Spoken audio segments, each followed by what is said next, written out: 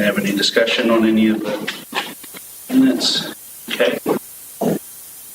No discussion. Approval, signify by saying aye. Aye. Aye. Any opposed? Same. No. Okay. Passed. That. Our second item being financial update. Ms. Kennedy isn't here, so we'll move on. If she arrives, we'll go back. Next item, we have Mr. Hancock here to just give us a little update of our advertising plan that we have going for us. So, Mr. Hancock, welcome. Good morning. Good morning. Good morning. Thank you all for the opportunity to visit with you again this morning. For the month of July, we're sort of winding down, not sort of, we are winding down the year media-wise. We had adjusted some media that we're doing, anticipating could have a shortfall. So things are pretty quiet right now. On the digital side, our search engine marketing for July, up to the year to date, since October, has delivered more than 9,000 clicks. Click-through rate is 6.18%, and that is well above the average. We're outperforming the industry average about 3-to-1, almost 3-to-1. Festivals and annual events are our top-performing ad group, and again, because of budget reasons and because of the time of year it is, we did not have a Facebook campaign nor a digital display campaign in July. And that will be the case for the rest of the fiscal year. We will have our search engine marketing ongoing, but that will be all that Matt will provide for us through the end of September. In our last meeting, and I think it was most of the same folks, we looked at some proposed budgets of how we would spend money based on how much money was available for us to spend. And so today I thought it may be interesting for you to take a look at what the creative side of that looks like and what our thoughts are as we go in, as we approach the new year.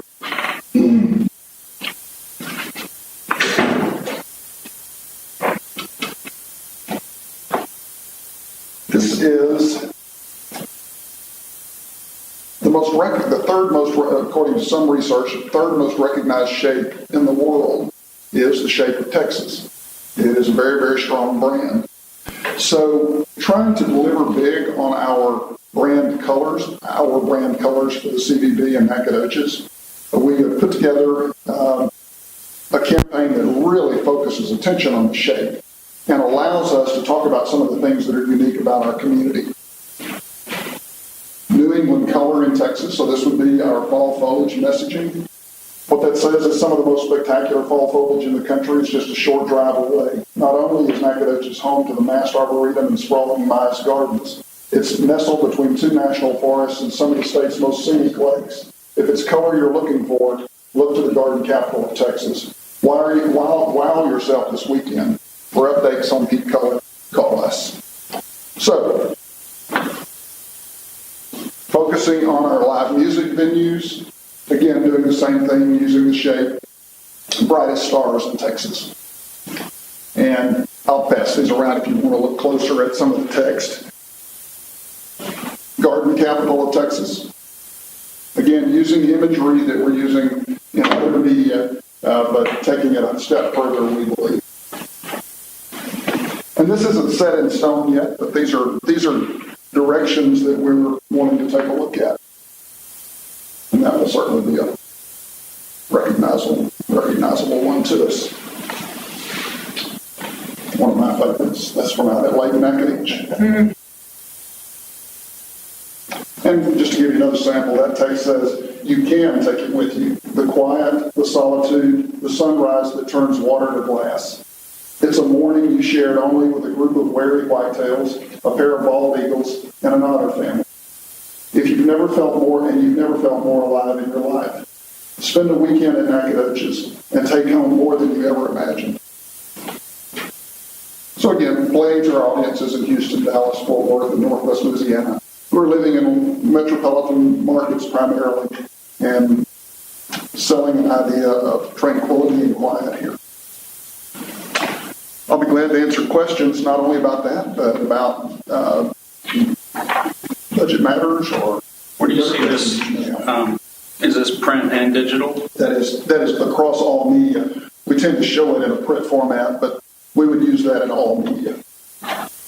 So those may be digital display ads. They may be an ad in Texas Highways. They may be in Northeast Texas Tourism Council annual guide.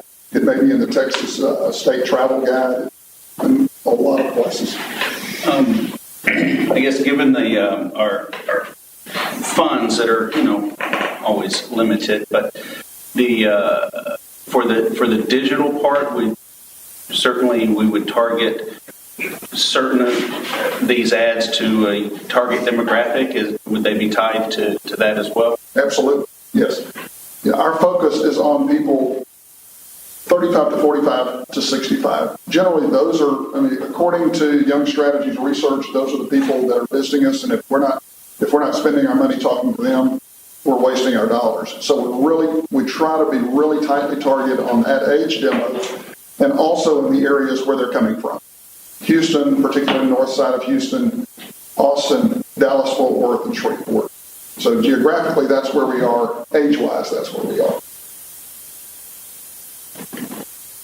Do you have any way to further funnel down on Facebook to find people who, I guess, indicated some sort of interest in travel, or if there's some ways to filter down further within that? Yes, we of course, the SEM campaign uses keywords, and you well know that. But it's for people doing an organic search on where can I find live music in a small town in Texas, things to do in Nacogdoches. We're competing out there, buying those keywords and competing with other DMOs to try to pull ourselves as close to the top of the display results as we can get. And with Facebook as well, we certainly work hard to try to not just try. We target people who have shown an interest in travel, shown an interest in East Texas travel, shown an interest in Nacogdoches, and have an interest in Texas historical sites, have an interest in things that we deliver well. And that gets back to the message that I probably hammer too much, but that's making sure that we're not over-promising and we want to make sure that if we're telling people they will find it here, that they find it here and hopefully they'll learn more.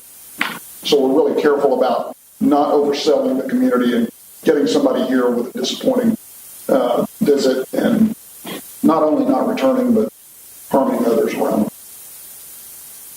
Well, I want to pick up on that as well, something I keep talking about, and I don't know if it's good or bad. Sherry Skeeter said it was okay. But when I, as a person experiencing Nacogdoches and do the online reviews, I use TripAdvisor. Is that helping? Yes. Okay. Absolutely. Yeah. And that's why I encourage other board members to do this. And I can see when we are shown these kind of things, the things I should be, maybe some phrases to use in my reviews or items that I can, put in those different categories. So TripAdvisor is still a good choice. Absolutely.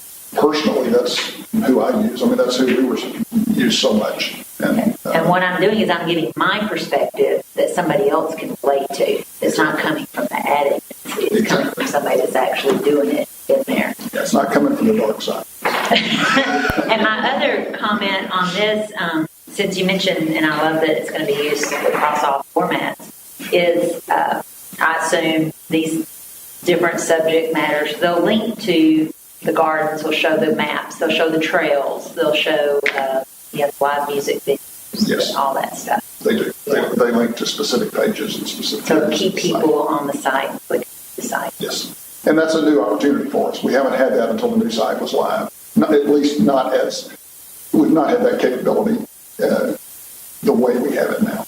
Okay. I love the campaign. Thank you very much. Very nice.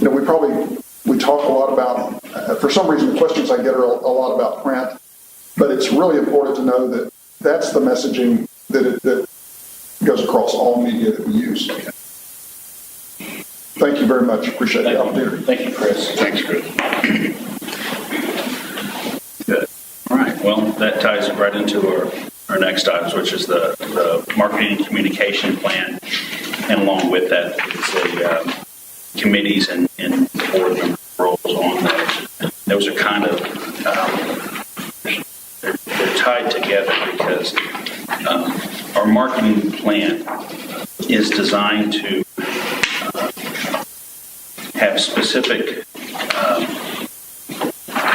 goals in each of our market segments, if you will, that we're the business that we're trying to attract, the people, the leisure, conventions, sports, the different areas. And so in that, what we have done is structured committees that complement those target segments of our marketing plan.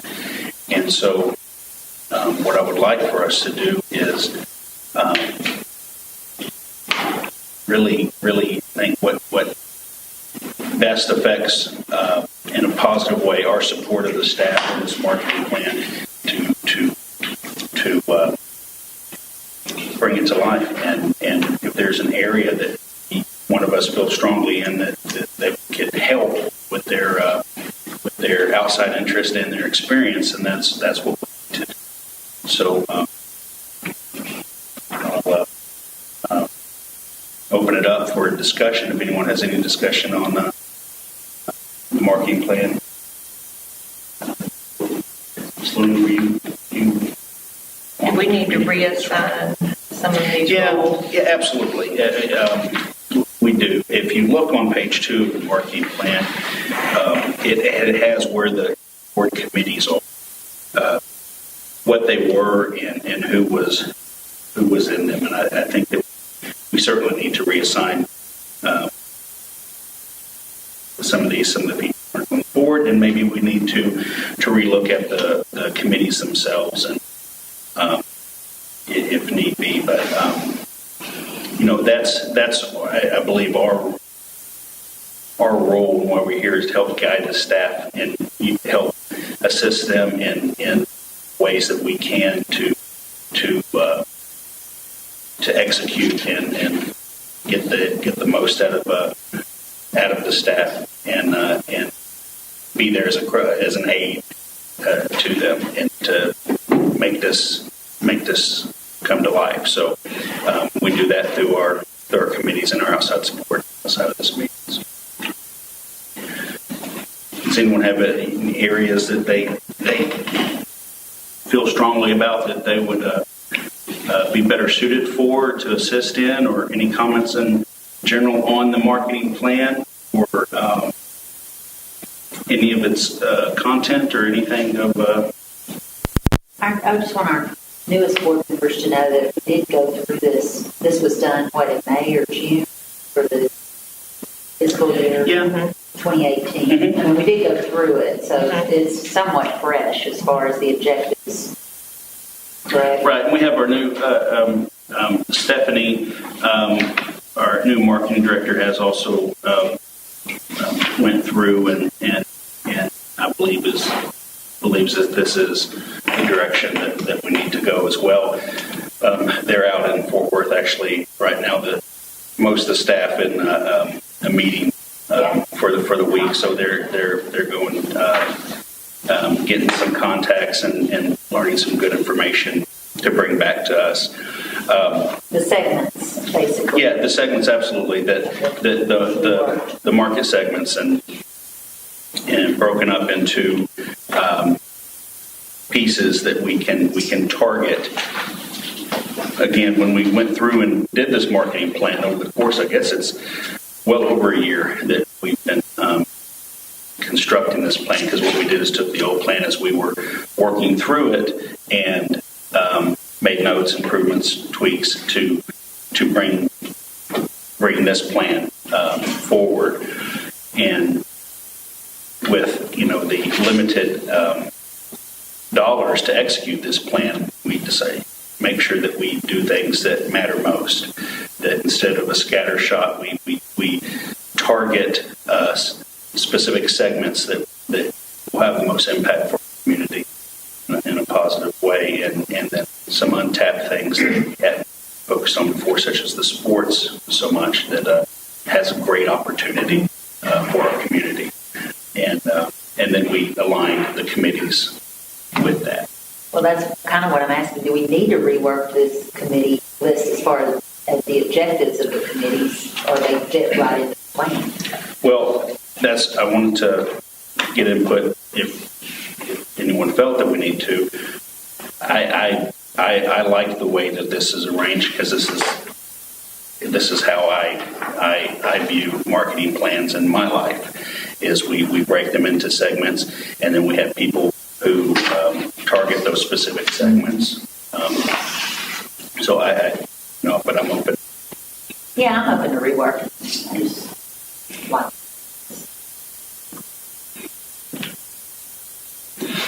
Do you want to rework them? I said I'm open to it. I wouldn't, argue with someone if you really feel strong. And I wouldn't mind stepping back from the sports committee. I kind of accepted that because it was what was left. I'm happy to, move over to either of the open spots that are now open because of board member departures. So if Damon or Ron, if either of y'all are interested in that sports committee, it won't hurt my feelings too. I'm kind of on leisure. Okay. Sports is a weak spot for me. Okay, well, it's not exactly my strength, but I'll be happy to stay there. I'd be happy to help anywhere. Okay.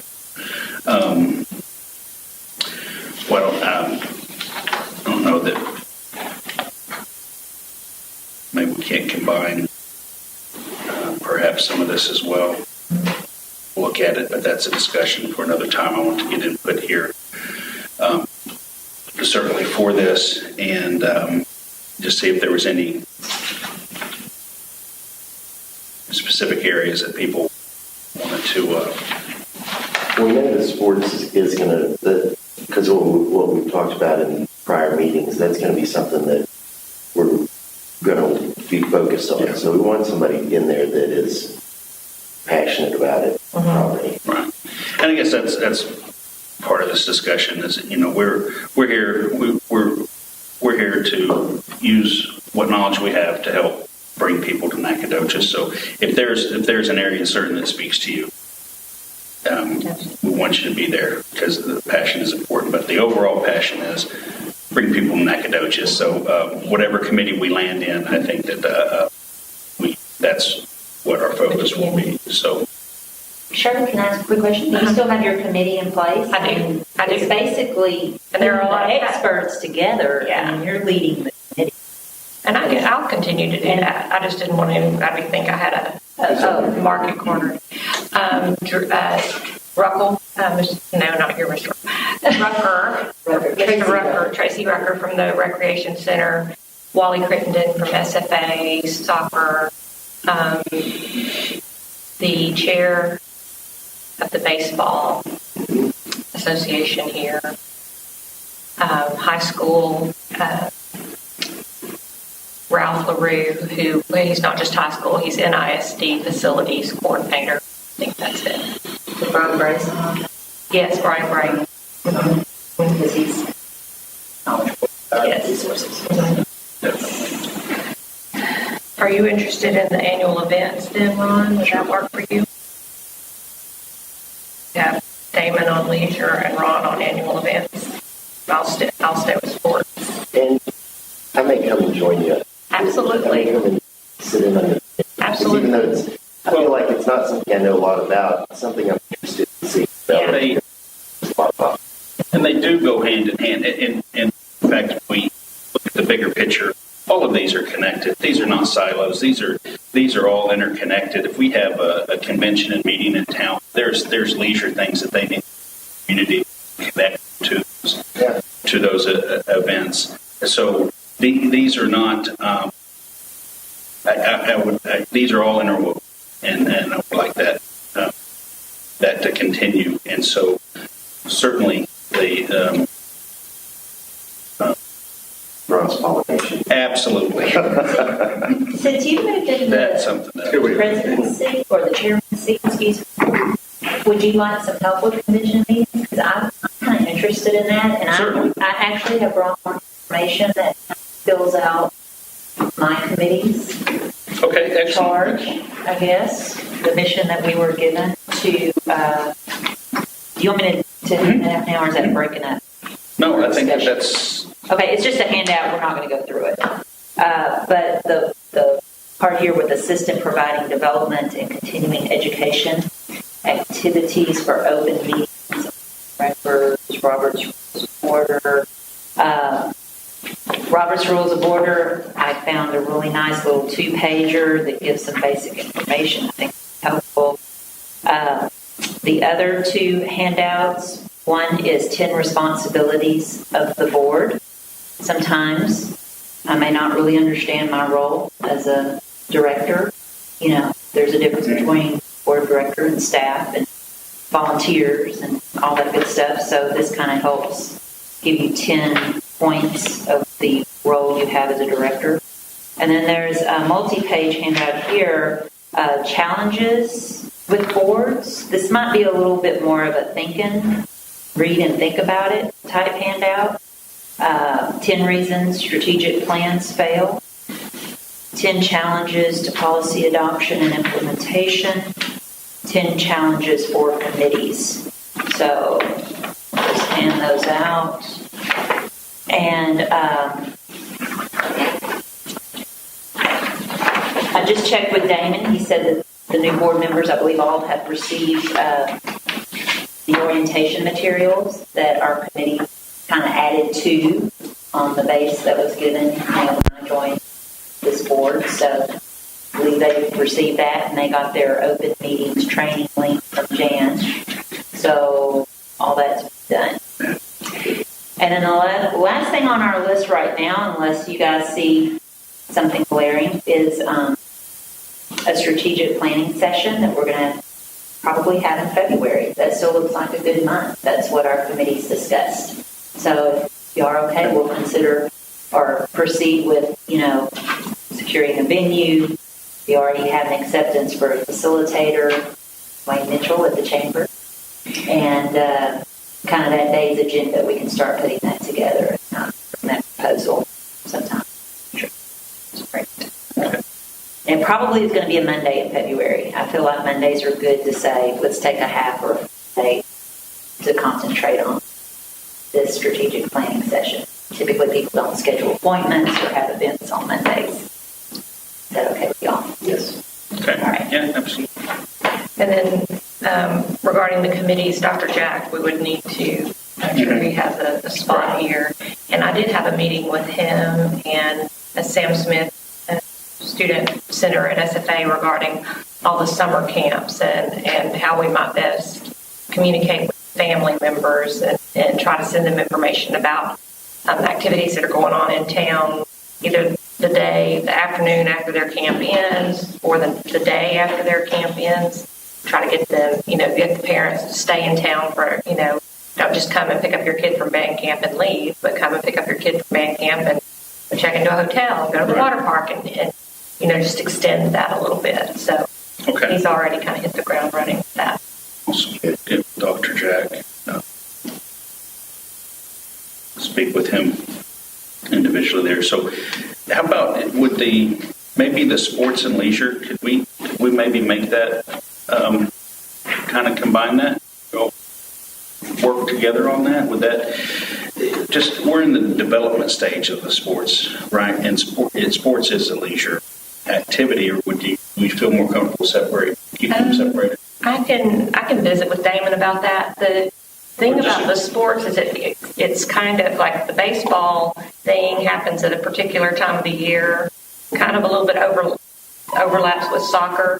People who've been at that committee meeting, their interests are kind of, they're specific, to their sport. So I don't know I don't know. So I want to come to your committee meeting and see how it goes. We could look at combining. Or not. Maybe that's the wrong verbiage. It is you can keep the separate committees, but assist one another in developing those committees. Is that a good way? Yeah.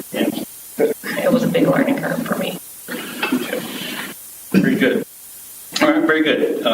Any more discussion on this? Okay. I'd like to welcome some distinguished guests as we go into our next authorization of Chairman the CVB Board to negotiate and execute the agreement with the City of Nacogdoches for provisions of services, a Convention and Visitors Bureau Director and related staff. So, I think I need a motion. I move that we authorize the chairman to negotiate and execute that agreement. Second.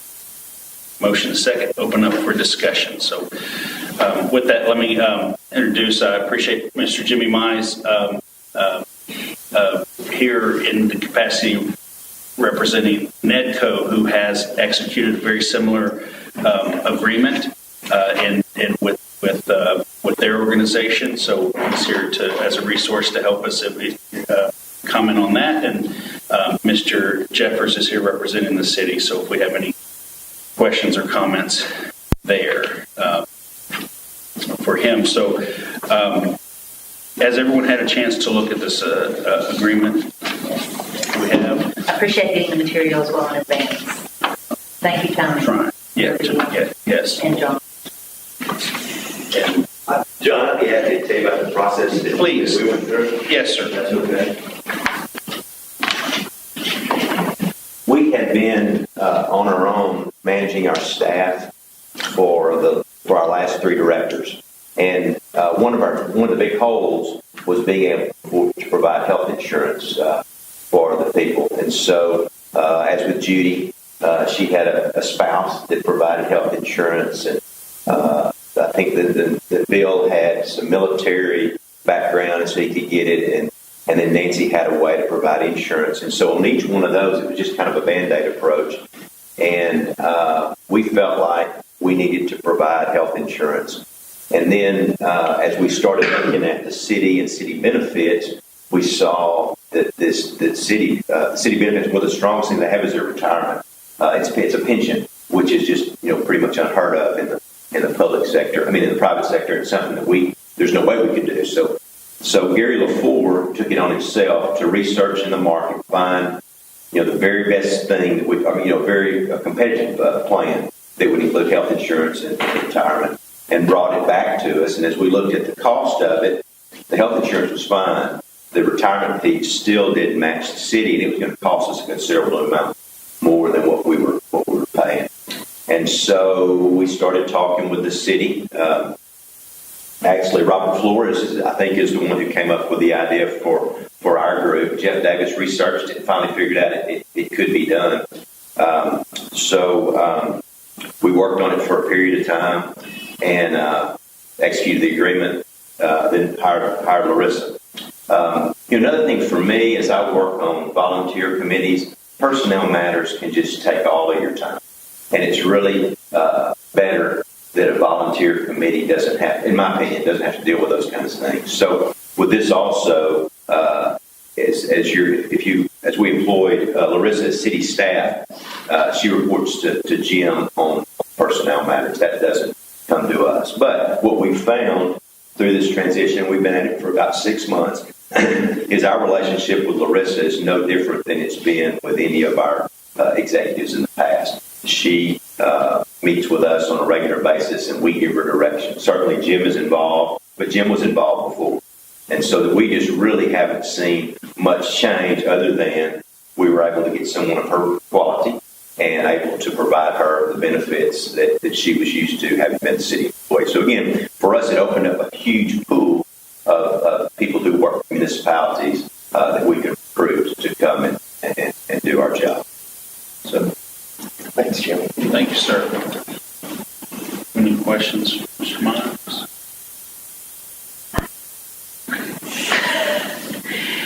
Do you feel like the EDC lost any voice or control by becoming a city department or city?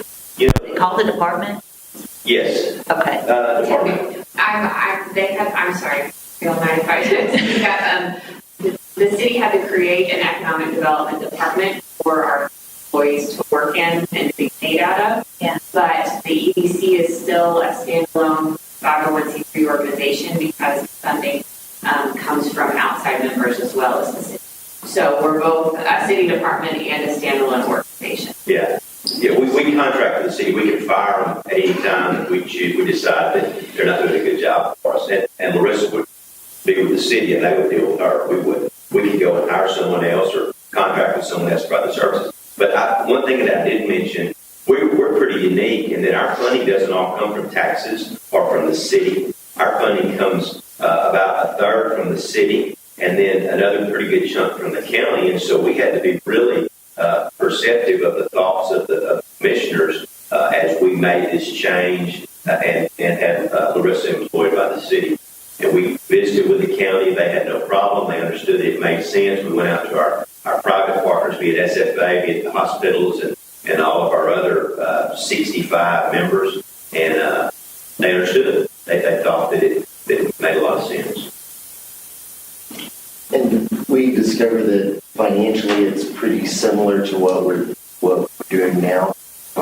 There will be added costs because we're adding benefits. So we're adding to the complete compensation package. So there will be added costs associated with that. And we're looking at the city's help trying to get some preliminary numbers, but it would probably be in the total staff 30 plus mid 30,000 range of additional costs for the complete staff over the course of the year. Damon, we did that as well. It cost us about additional $30,000. Now we looked at what it would take to have a good health insurance product through Gary LaFleur, and he showed us about $18,000 to $20,000 is what it's going to cost us there. So over what it would take to do it on our own, costs about under 10, and that 10 is going to that retirement, it's funding that pension, yes. Which is really the that's the cherry. The carrot. Yeah, that's what you've got to attract someone, an executive. Okay. A couple things I want to point out here as Mr. Mize pointed out, they execute this agreement. It would be the staff would be city and subject thereto all of the policies and procedures of the city, certainly. There is also an addendum in here. We can terminate this agreement if we so choose to do so in the future as well. And then the third thing was what you brought up was that there is additional cost to it, as you would with any benefit package if you expand it, have additional cost. The purpose of this, the main purpose, and from everyone that I've spoke to personally, is if you make your benefit package more attractive, you of course get a bigger candidate, and that's in our search for a permanent director, executive director of the CVB. We want the most qualified and best applicants that we can get for the position, and then also it's good for the employees in the future.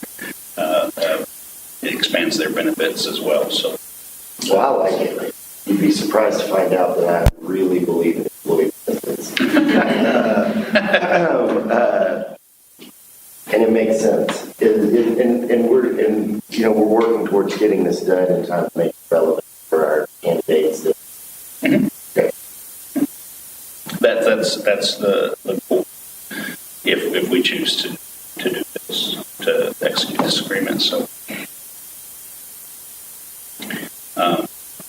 any other questions or discussion? Yeah. Okay. Then I'll call for a vote on the considering the approval to negotiate and execute this city agreement. So we're already there. Yeah. But so all in favor signify by saying aye. Aye. Any opposed, the same? Okay. Pass this agreement for approval to negotiate the agreement. I have attached they attached the analytics and Mr. Hancock went through some of these, so I don't think we'll go through these, but we do have them attached. Some some of the more detailed analytics that what Mr. Hancock went into. So with that, and there being nothing else on the agenda, designate the next meeting September 20th at 8:30 a.m. and I'll call for an adjournment. Okay, no opposed? Good. All right. Thank you very much. I appreciate your time, Mr. Mize. Mr. Jeffers, thank you. And others.